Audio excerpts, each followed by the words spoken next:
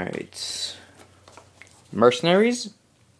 This game is made by LucasArts Pandemic, and, actually, let me get it out here. Where is it? Right here. They're all gonna fall, I know, they're all gonna fall.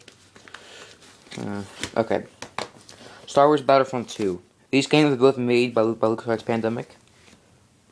Right there.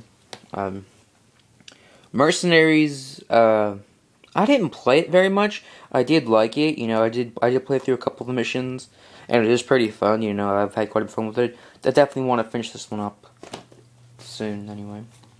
And Battlefront 2, I don't think I need to say anything about this. You must buy that game, I'm sorry. It's like the essential game for this generation. It's not as fun as it used to be, obviously the online has been taken off, which sucks. But, if you have not, this game is still worth buying for the campaign and everything. Definitely check that one out. Same with the first one. I actually own it on a PS2 and PSP as well. And those versions are both inferior, but they're both still awesome. Definitely check out Battlefront if you haven't.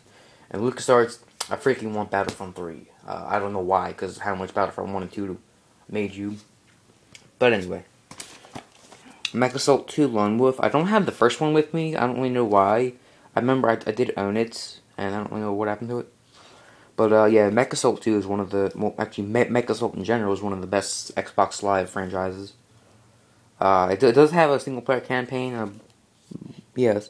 But it's not, this basically was... It's kind of like Call of Duty if you think about it. It's basically all about the online campaign. Felt kind of rushed and kind of short, but... Yeah, definitely check out those two.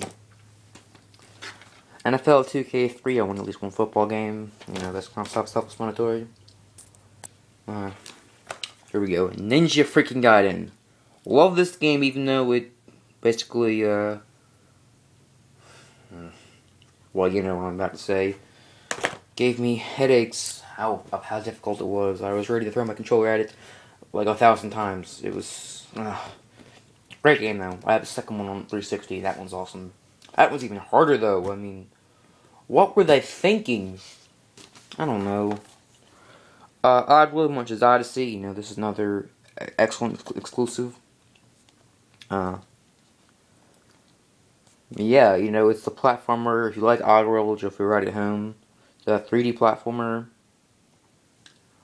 Yeah, buy it. It's awesome. Definitely check that one out. Rainbow Six Siege Black Arrow, again, I just did the first one. Well, not the first one, but Rainbow Six 3, the original Rainbow Six 3. This is kind of like an expansion pack, I guess. It does qualify as its own game, but, it does technically follow up as an expansion. The true sequel to this game is Vegas. But, yeah. Again, awesome online campaign, felt kind of rushed, but still. Sega GT 2002 and Jet Set Radio Future. Now, the Xbox actually had quite a bit of first-party Sega games from like the Dreamcast and everything. They were on this. In fact, let me pull some of the other ones out. If I can find them all. We did go over a couple, I believe. I think that will be all of them. Okay, yeah, that's all of them. Alright, the first one is Sonic Mech Collection Plus. This is actually a, multi-platform game. It has a bunch of Sonic games on it, like you got Sonic 1, 2, 3, Dr. Robotnik's Mean Bean Machine, Spinball, 3D Blast, and Sonic & Knuckles.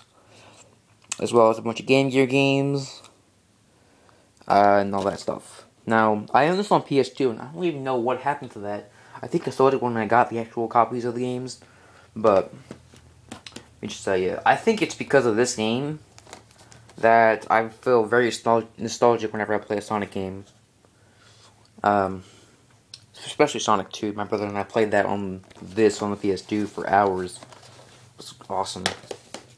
And where was I? Yeah, Sega GT 2002. I couldn't really care less.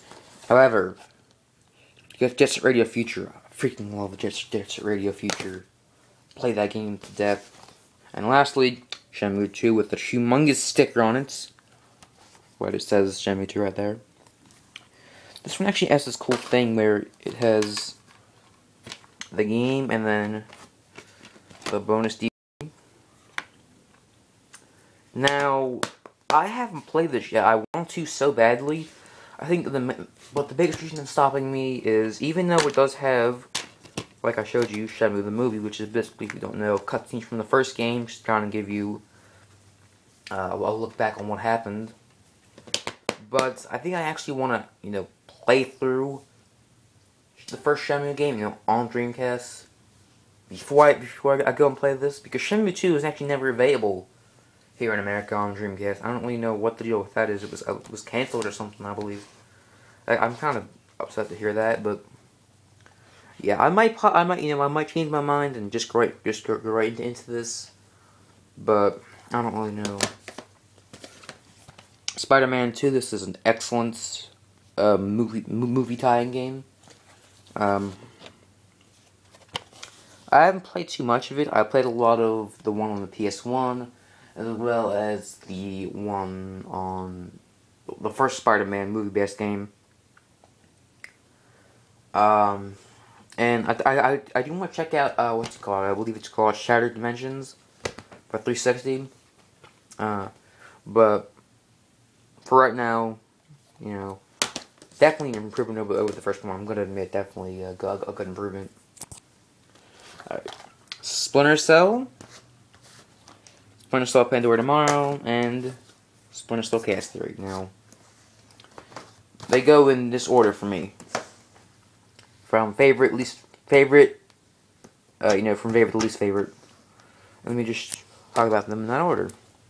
Chaos Theory. As it says on the cover, 9.9 highest score ever. That's basically all you need to know. This game was epic. Loved it. The online was actually very, very weird how it was set up. And I don't remember too much about it, actually. But, yeah, definitely check out this one. The first one I beat Chaos Theory 2. I did not beat Pandora Tomorrow yet. But, I actually had 2 copies. This one I picked up for only $2 at the Plane Trade. That's the deal.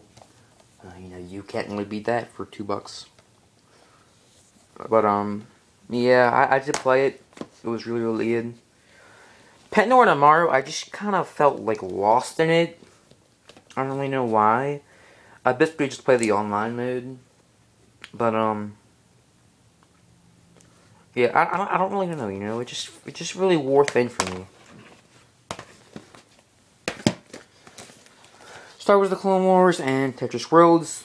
The first game I ever owned on the Xbox, as a matter of fact. And the only one for quite a while, actually. That wasn't until Halo 2 came out and I bought that. Because I was such a big fan of Halo 1 on the PC, I later bought the Xbox version about a year after I bought Halo 2. But enough about that. Clone Wars I beat, loved it, played a good bit of online. Tetris Worlds, didn't really care for it, I did play it, I'm big on Tetris. Definitely one of my favorite games to play competitively over Xbox Live and stuff, but it is more or less a handheld game. The kind of thing that you put inside your pocket and take on the go. I think that's kind of why it was a huge success on the Game Boy. But this, I don't know, it's on a console, especially something that's not like the Nintendo or something, something that's less, it's more, this is, I think, the Xbox wasn't really meant for games like Tetris, where it's kind of too simplistic at sometimes, but, what am I saying, it's still awesome. I did play it quite a bit, though. Jedi Academy, this is an excellent Star Wars game, admittingly, loads of fun. I'm pretty big on Jedi Knights. Yeah, definitely check this one out. I do not have Jedi Outcasts. I definitely want to pick that one. That was I hear is like the best Star Wars game ever, and one of the best games on the Xbox. So I definitely want to pick that one up soon.